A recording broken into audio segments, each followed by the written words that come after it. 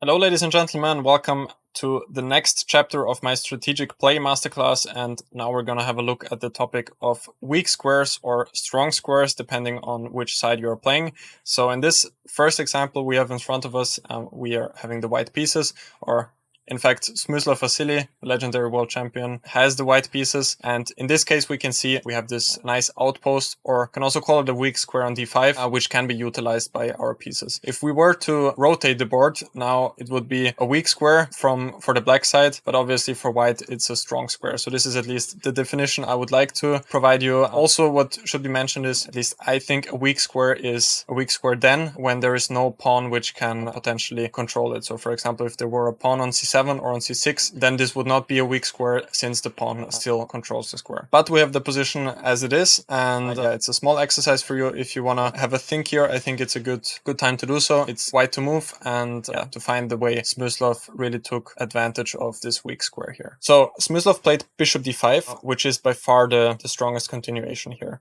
You could also argue that knight d5 here is a very logical move, which it is, attacking the queen on e7, but after something like queen f7, it's not easy for white to actually find a plan. The knight on d5 looks nice, but it doesn't attack anything, and also it hinders white's rooks from attacking the weak pawn on d6. White's plan is obviously also, to control the d5 square, but also in the long run to attack this weak pawn on d6. So bishop d5 was therefore strong because we are exchanging basically the only active piece from black's camp, which is the bishop on e6, and he will be left only with this horrible bishop on g7 against our super strong knight on c3. So another thing that argues against knight d5 is that after queen f7, the knight is, as already mentioned, hindering the rooks from attacking this pawn on d6, and still white is a lot better here, but I think the only correct plan here is to proceed with bishop d5 right away. Black went king h7, and now after bishop takes e6, queen takes e6. Now we do have this square for the knight still on d5, so we could play knight d5, but again, the knight on d5 doesn't do as much as it would like to, and there's a better plan. So again, a nice small exercise for you, how to proceed here with white, and Smyslav did so by playing rook d3. And he doesn't want to put the knight to d5, he wants to put the knight on e4, and the pawn on d6 will be a huge target, and black will not be able to defend it in the long run. So white simply wants to play rook d1 on the next move, and then knight e4, and putting a lot of pressure on the pawn on d6. Black played rook c7, rook d1, and after rook f7, knight e4, he has to make this ugly move bishop f8, otherwise the pawn on d6 already drops off. And now again, I think Smyslav just played this perfectly. He went rook d5 here, and he wants to put the queen behind the rook. So his plan is to play rook d3 and then queen d2, so that there is even more force on this pawn on d6, especially with the queen being behind both of the rooks. Black went queen g4, but after rook d3, there was not much the queen is doing here. Now even rook f3 is stopped. There's absolutely no counterplay. And after bishop e7 here, he simply lost the pawn. After knight d6, bishop d6, rook d6, and white won the game pretty shortly after that. So queen g4, you could argue, blunders the pawn, but there's actually no way to defend this. For example, after rook d7, white has numerous options to win, but I think at some point c5 could also be in the air. Maybe this is a bit too early since b takes c5 is possible, but there's this nice idea here that you have this fork with knight f6. So for example, you could maybe play b4 first and then play c5, or also as Smyslav played, maybe rook d3, then queen d2, and then c5 will be unstoppable. So I think a nice example to introduce you to this topic. Weak squares, as I said, when your opponent's pawns